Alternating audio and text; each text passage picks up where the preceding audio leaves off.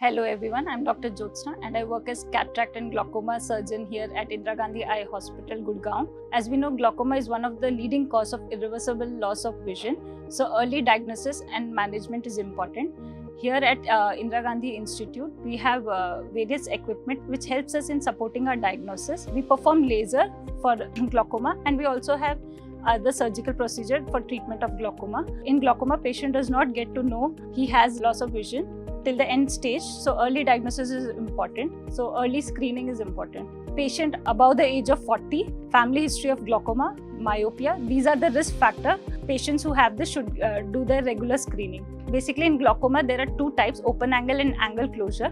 So in open angle, patient usually does not have any symptoms till the end stage, in which only the central, because peripheral vision is lost, which patient does not get to know, and central vision stays intact till the end.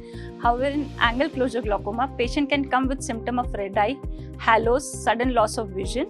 So we need to diagnose the case early and treat them for better vision.